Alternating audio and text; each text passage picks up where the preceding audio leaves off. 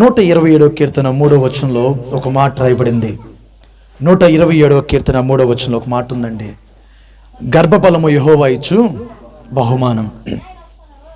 ఈ లోకంలో చాలా బహుమానాలు ఉన్నాయి.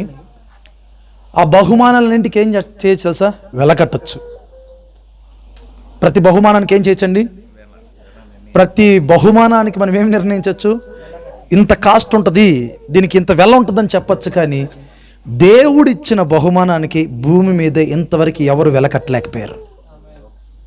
ఎందుకంటే దానికి అసలు వెల కట్టడం ఎవరి తరము కూడా కాదు.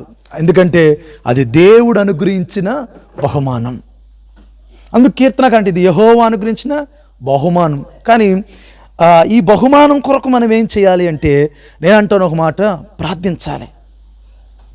ఎక్కువ శాతం బిడ్డల కొరకు ఏం చేయమంటా? నేను ప్రార్థించాలి. అందుకే నేను ఒక 12 విషయాలు తెలియచేసి నేను ముగిచ్చేస్తాను. 12 అంటే వివరించను, కానీ భయపడమాకండి, వివరించట్లా. 12 రకాల ప్రార్థనలు మన బిడ్డల కొరకు మనము చేయాలి. దాంట్లో మొదటి ప్రార్థన ఏంటంటే, మన పిల్లలు విధేయులుగా ఉండునట్లు ఏం చేయాలంట? ప్రార్థించాలి. చాలా ప్రాముఖ్యమైన మాట. ఆ ఒబీడియన్స్ లేదా ఆ విధేయత బిడ్డలకి మనం ఏం చేయాలంట?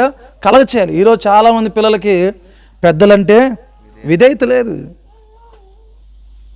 పెద్దవారిని ఎలా గౌరవించవాలి వారికి తెలియట్లే. గత 2-3 దినాల క్రితం నేను ఒక సన్నివేశం చూశాను. ఐఫోన్ కొనియలేదని చెప్పి కొడుకు ఎక్కడ కూర్చున్నాడు? కొండ మీద కూర్చున్నాడు. ఆడ ఎడ్జ్లో కూర్చుంటే ఆ తండ్రి ఆ తల్లి పడిన బాధ అంతా ఇంత కాదండి. ఆ బిడ్డను కాపాడడానికి వెళ్ళిన తండ్రి ఆయనతో పాటు లోయలో పడిపోతే అది చూసి తట్టుకోలేని తల్లి కూడా పైనుంచి ఏం చేసింది? పిల్లలకి తల్లిదండ్రుల ప్రేమ అర్థం కావట్లా.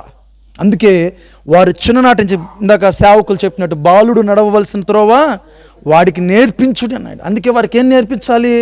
విధేయత నేర్పించేట్టు వారికి ఏం చేయాలి? మనం ప్రార్థన చేయాలంటే. రెండవది, భయభక్తులు కలుగునట్టు వారి కొరకు ఏం చేయాలంటే, భయముతో భక్తితో బ్రతకాలి వాళ్ళు. చాలామంది పిల్లలకి భయం ఉండదు, భక్తి ఉండదు. భయం ఒక పక్క వెళ్తుంటే భక్తి ఇంకో పక్క వెళ్తుంటే. అందుకే రెండో ప్రార్థన ఏంటి? అయ్యా, నా బిడ్డ భయముతో భక్తితో బ్రతుకున్నట్టు ఏం చేయండి? సహాయం చేయమని చెప్పి ప్రార్థన చేయాలంట. మూడవది, ఇది చాలా ప్రాముఖ్యమైన మాట, అయ్యా, నా బిడ్డలకు మంచి స్నేహితులు కలుగునట్టు ప్రార్థన చేయాలి. ఈరోజు ఒక మంచి tell me your friend, I will tell about you అంటాడు. అంటే నీ స్నేహితుడు ఎవడో చెప్పు, నీ బతుకేంటో, నీ జీవితం ఏంటో నేను చెప్తా. అంటే మంచి స్నేహితుడు ఉంటే ఆ బిడ్డలు 10 కాలాల పాటు ఒక మంచి మార్గంలో నడుస్తాడు. అందుకే మూడో ప్రార్థన అంటే, అయ్యా, నా బిడ్డలకు ఏముండాలి? ఒక మంచి స్నేహితుడిని దయచేయి. బైబిల్లో ఉంటుంది, నిజమైన స్నేహితుడు విడువక ప్రేమించును, దుర్దశలు అతను సహోదరుగా ఉంచాడు. బైబిల్ సెలవిచ్చిన మాట. నిజమైన స్నేహితుడు ఎవరు తెలుసా? ప్రభువైన యేసుక్రీస్తు నిజమైన స్నేహితుడిగా ఉన్నాడంట మనకి. అలాగే 4వ ప్రార్థన, అయ్యా, నా బిడ్డలకు పిరికితనం తొలగించి ధైర్యం కలగజేయని ప్రార్థన చేయాలి. ఏం కావాలంట? చాలామంది పిల్లలు పిరికితనంగా ఉంటారు. అందుకు మన పిల్లలు ఎలా ఉండాలంట? ధైర్యంగా ఉండాలి. ఒక దెబోరాలాగా పనిచేయాలి బిడ్డలు. ఒక రూతు వలె ఉండాలి. ఒక ఎస్తేరు వలె బిడ్డలు ఏం చేయాలి? దేవుని పని చేయలాగున మనం ఏం చేయాలంట? అయ్యా, పిరికితనం తీసివేసి నా బిడ్డకేం దయచేయి? ధైర్యం దయచేయని ప్రార్థన చేయంట. 5వది, అయ్యా, నా బిడ్డకి సుబుద్ధి కలుగునుగా కానీ ప్రార్థన చేయంట. అంటే మంచి బుద్ధి. నిజంగా ఎప్పుడైనా చేస్తున్నాం ఇలాంటి ప్రార్థన? కనుక దేవుడిచ్చిన బహుమానాన్ని ఎలా కాపాడుకోవాలంటే, ఇలా ప్రార్థించి ఆ బహుమానాన్ని మనం ఏం చేయాలి? కాపాడాలి. అందుకే 6వ చూద్దాం, యథార్థమైన మనసు నా బిడ్డకి దయచే ప్రభు అని ఏం చేయాలంట?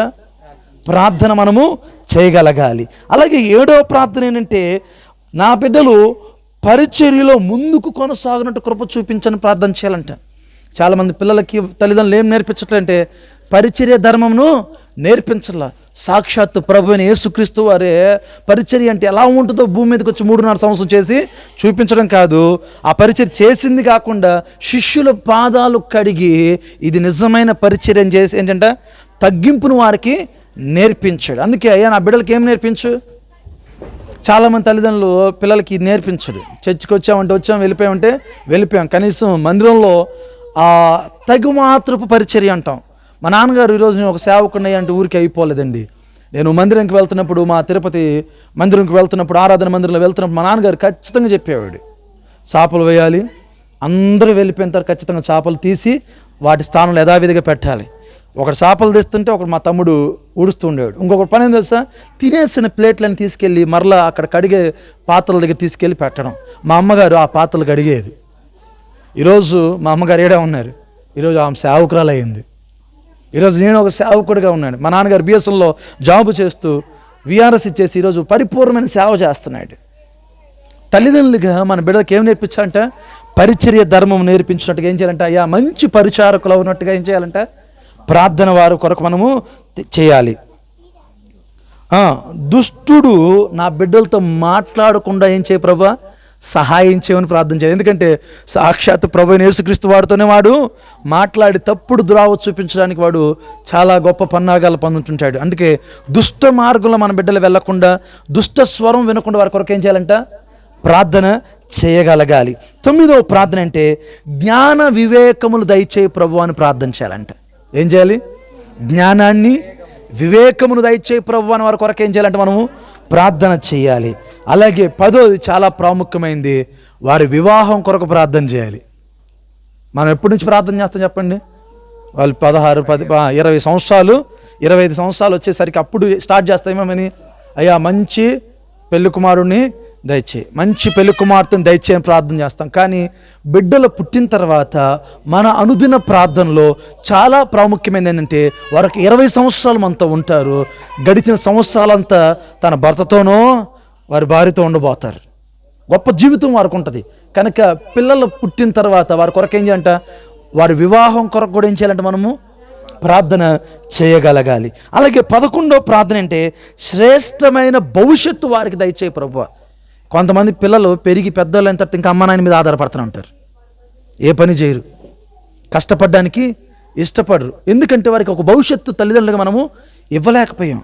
ఈరోజు నిజంగా చెప్పకూడదేమో కానీ చెప్పచ్చు, మా నాన్నగారు ఒక మంచి భవిష్యత్తు ఇచ్చాడండి మాకు. ఆయన మాకు 3 అన్నదమ్ములం మేము. నేను ఒక సేవకుడిగా ఉన్నా, మా రెండో తమ్ముడు బీటెక్ అయిపోయి జాబ్ చేస్తున్నా, మళ్ళీ ఒక బిజినెస్కి వెళ్ళి ఇప్పుడు ఆయన పాకాలలో అడ్వకేట్గా వర్క్ చేస్తున్నాడు. మా చిన్న తమ్ముడు క్లినిక్ పెట్టుకుని ఎర్రవారిపాలెంలో ఒక హాస్పిటల్ కలిగి, ఒక మెడికల్ షాప్, ల్యాబ్ కలిగి పనిచేస్తాం.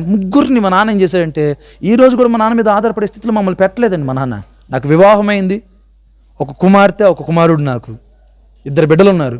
ఈరోజు కూడా మా నాన్న వైపు నేను చూడను.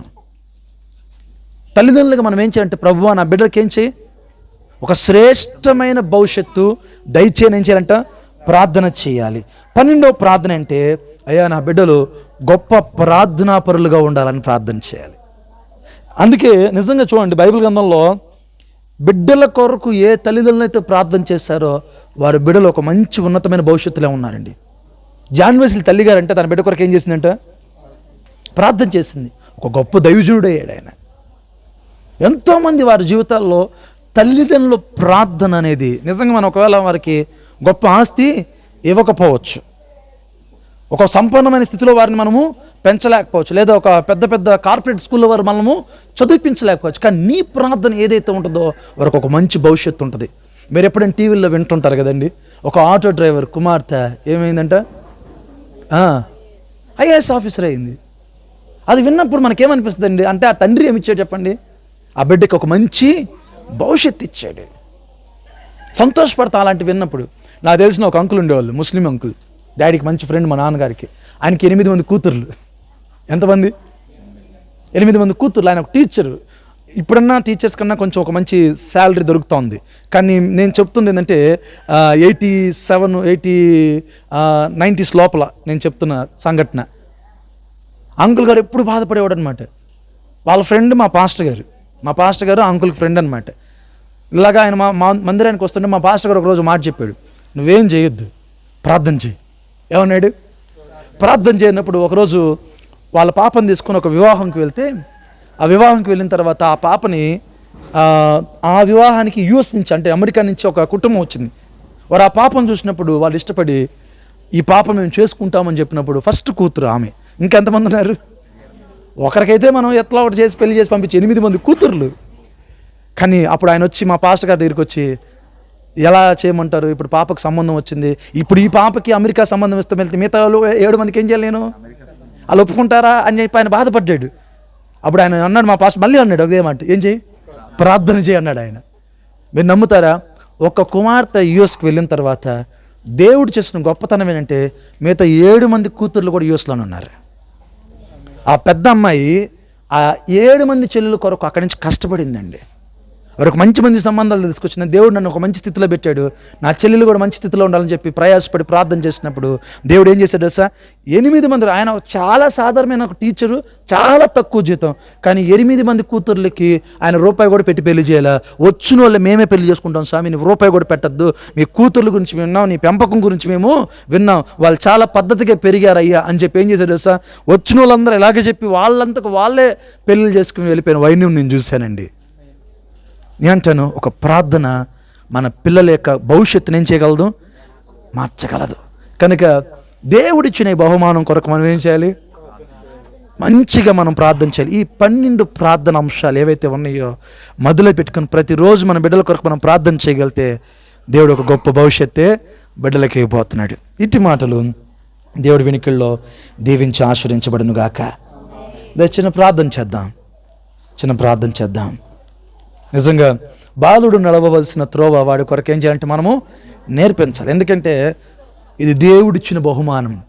మనుషులు ఇచ్చిన బహుమానం అంటే మనం కొన్నిసార్లు వాడి కొన్ని రోజుల తర్వాత ఎక్కడో చోట దాన్ని పాడేస్తాం, తర్వాత ఆ బహుమానం ఏడుందో కూడా ఎవరికి తెలియదు. కానీ దేవుడిచ్చిన బహుమానం మనం బ్రతికున్నంత కాలం చూస్తూనే ఉంటాం. మన కళ్ళ ముందు ఆ బహుమానం కనపడుతూ ఉంటుంది. ఆ బహుమానం పాడవకూడదు అంటే, ఆ బహుమానము చెడిపోకూడదు అంటే వారికి మంచి మార్గం మనము నేర్పించాలి. ఆ మంచి మార్గం నేర్పించడం మాత్రమే కాదు, వారి కొరకు ఏం చేయాలంటే మనము ప్రార్థన చేయగలగాలి. దయచేసి ప్రార్థన చేద్దాం. దయగల దేవా, కృపగల తండ్రి, మా రక్షక నీకు వందనాలు అయా. ఈ మధ్యాహ్న వేళలో అయా సహోదరు ప్రకాష్ను వారి యొక్క సతీమణిని ప్రేమించి ఇచ్చిన తండ్రి చక్కటి కుమార్తెని బట్టి వందనాలు. నిజమే, ఈ లోకంలో మాకివ్వబడిన ప్రతి బహుమానానికి ఏదో ఒక వెల ఉంటుంది. కానీ వెల కట్టలేని బహుమానం ఏదైనా ఉంటే అయ్యా మీరు మాకిచ్చిన స్వాస్యముగా పిలువబడుతున్న మా పిల్లలే.